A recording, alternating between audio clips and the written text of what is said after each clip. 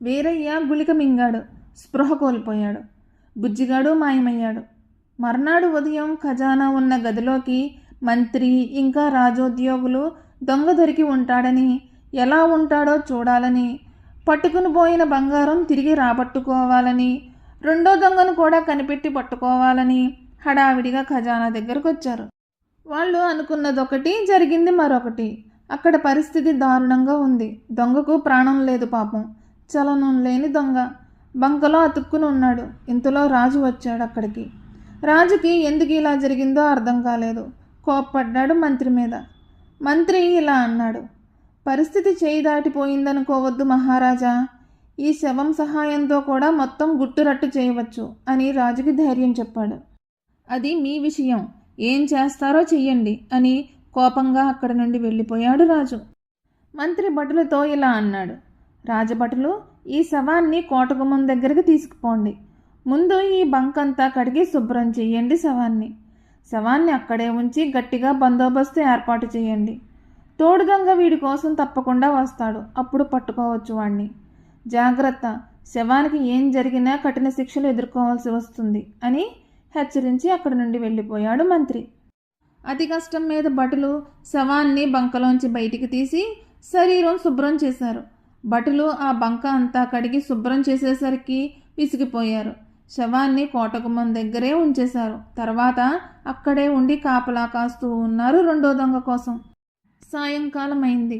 శవ కాపలాదారులు రోజంతా విరామం లేకుండా తిరిగి తిరిగి విసిగిపోయారు. ఒక భటుడు ఇలా అన్నాడు, ఉదయం నుండి మంచినీళ్ళైనా తాక్కుండా కాపలా కాస్తున్నాం. ఎవ్వరూ ఈ పక్కకు రాలేదు. ఆ రెండో దొంగ ఎవరో గాని రాత్రి కూడా తిరుగుతూ ఉండాలేమో మనం. నా కాళ్ళు పీక్కుపోతున్నాయిరా అని అన్నాడు.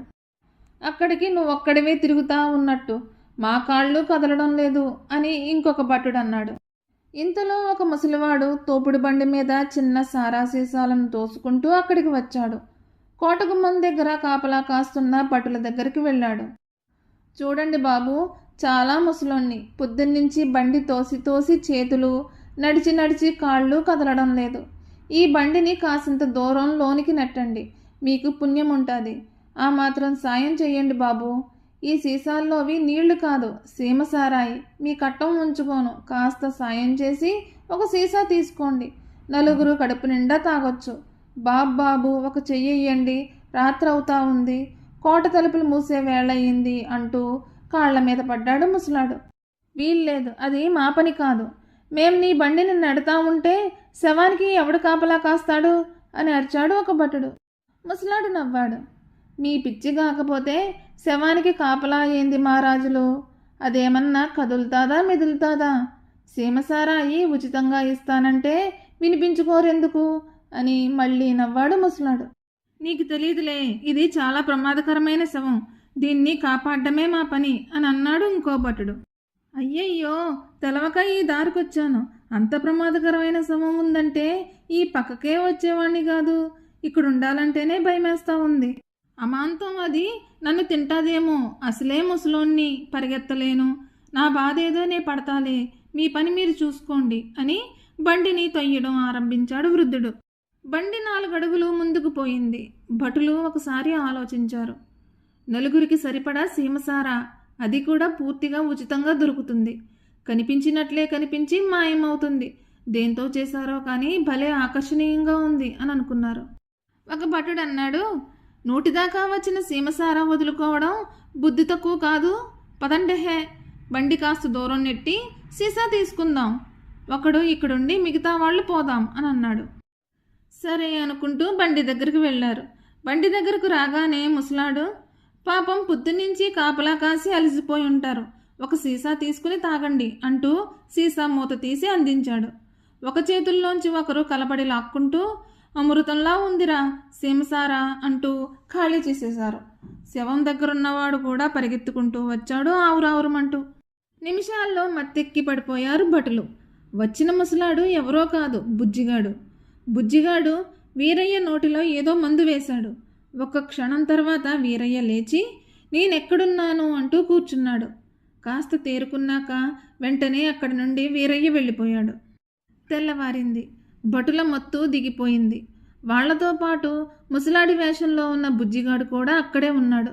ముసలాడు కేకలేసి గోల చేశాడు. మీ ప్రమాదకరమైన శవం మాయమైంది. దాని మాయ నా మీద కూడా చూపింది. అందుకే నేను కూడా తెలివి తప్పి పడిపోయాను.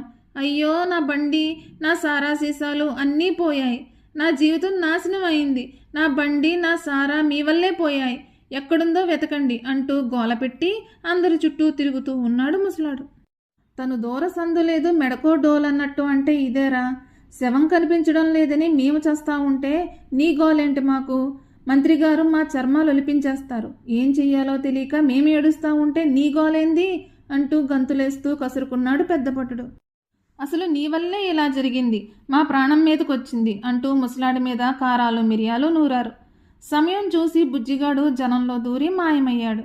శవం మాయమైందన్న విషయం రాజుగారికి తెలిసేసరికి వెంటనే దర్బారుకు వచ్చాడు రాజు. మంత్రి జరిగిన విషయమంతా పోసుగుచ్చినట్లు వివరించాడు. ఇప్పుడు తక్షణ కర్తవ్యం ఏంటో వివరించండి మహామంత్రి అని అన్నాడు రాజు. మహారాజా, దొంగలు చాలా తెలివిగా తప్పించుకున్నారు. చాలా తెలివైన వాళ్లలా ఉన్నారు. వారిని పట్టుకున్న వారికి 1000 బంగారు నాణాలు కానుకగా ఇస్తామని ప్రకటించండి అన్నాడు మహామంత్రి. మంత్రి చెప్పినట్టుగా చాటింపు వేయమని ఆదేశించాడు మహారాజు. ఆ చాటింపు విన్న బుజ్జిగాడికి ఆశ కలిగింది. వీరయ్యను పట్టించి 1000 బంగారు నాణాలు కొట్టేద్దామనుకున్నాడు. వీరయ్యకు మాయమాటలు చెప్పి భటులకు అప్పగించి కానుకగా 1000 బంగారు నాణాలు అడిగాడు. భటులు ఇద్దరిని దర్బారుకు తీసుకెళ్లారు. మంత్రి వీరయ్యను గుర్తుపట్టాడు. బంకలో ఇరుక్కున్నవాడు వీడేనని రాజుకి అంతా వివరించాడు. రాజు కారాగారంలో వేయమని ఆదేశించాడు. ఇంతలో వీరయ్య ఇలా అన్నాడు. మహారాజా, నన్ను పట్టించిన వాడి పేరు బుజ్జిగాడు. వాడు నా సహదొంగ.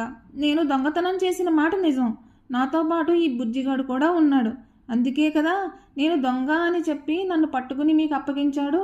నేను దొంగ అన్న విషయం బుజ్జిగాడికి తప్ప ఎవరికీ తెలీదు అని మొత్తం అంతా వివరించి చెప్పాడు. అది విన్న మహారాజు బుజ్జిగాడిని కూడా కారాగారంలో వేశారు. ఈ కథ మీకు నచ్చినట్లయితే please like, share and subscribe to my channel.